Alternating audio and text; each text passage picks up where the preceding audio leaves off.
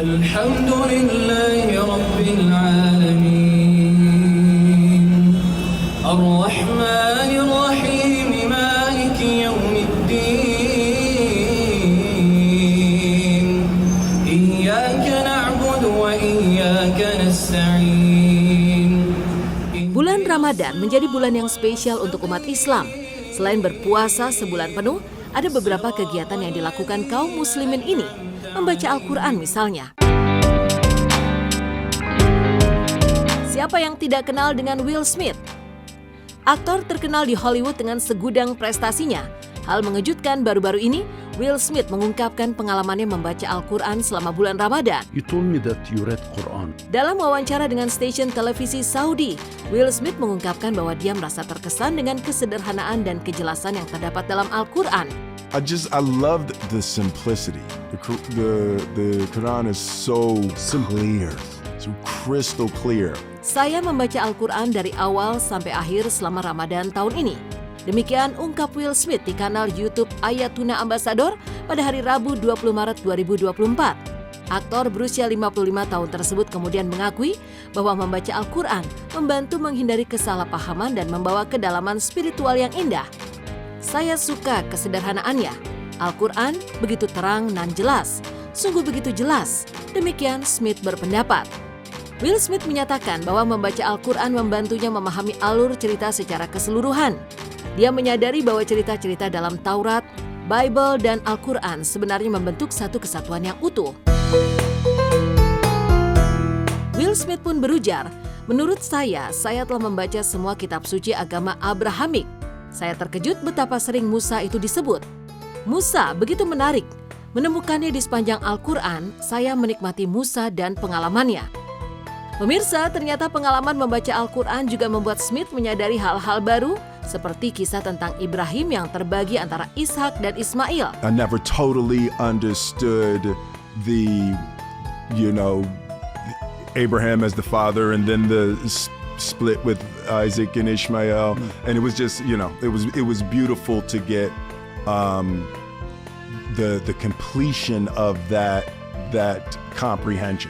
Will Smith menjelaskan bahwa di usianya yang sudah kepala 5, ia sedang menjalani fase pencarian spiritual yang mendalam.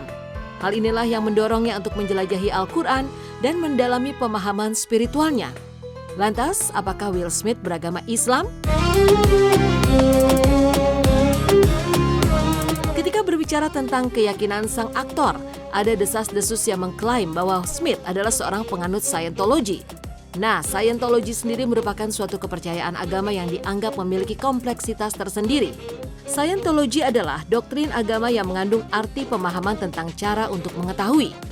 Namun pemirsa, terlepas dari apa keyakinan dari aktor Hollywood ini, minatnya ia akan kandungan dari Al-Quran tentu saja menarik.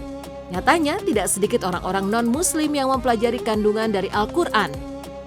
Beberapa tahun terakhir ini, frekuensi menjadikan Al-Quran sebagai narasumber diskusi, kajian dan riset di kalangan ilmuwan non-Islam semakin meningkat. Salah satu kekaguman ilmuwan non-Islam terhadap Al-Quran ialah banyaknya ayat tentang sains, terutama yang bertalian dengan bidang ilmunya. Malah di antara mereka, ada yang menyesal mengapa tidak sejak mahasiswa memiliki Al-Quran.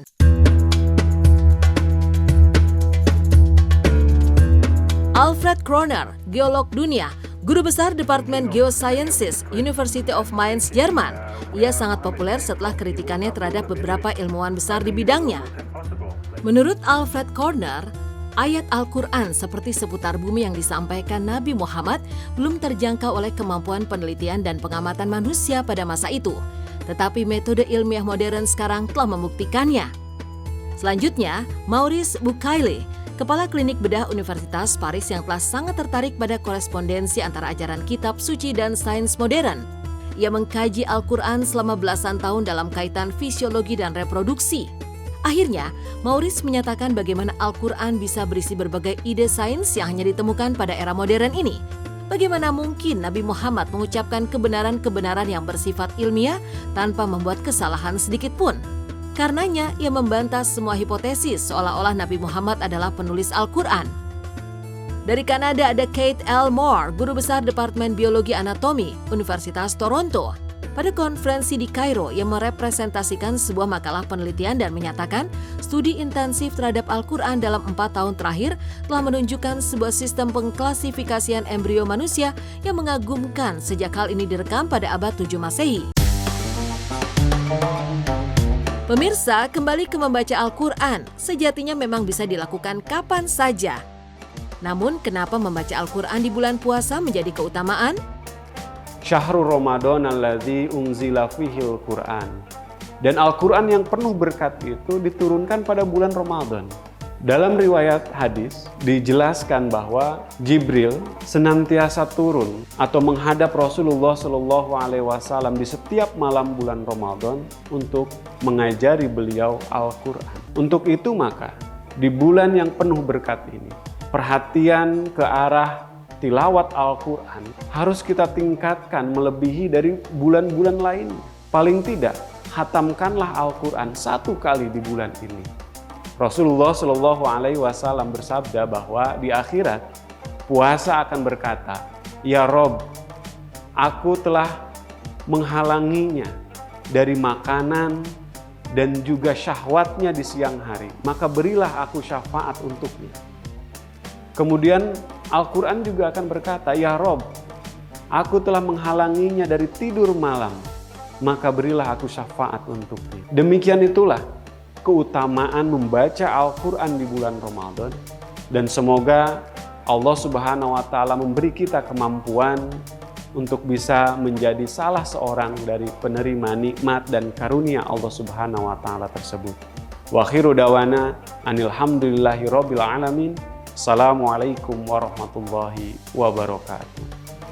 Pemirsa, apa yang dijelaskan Maulana Harpan Ahmad, Mubalik Islam Ahmadiyah ini menjadi terang benderang bahwa membaca Al-Quran nyatanya memiliki banyak faedah.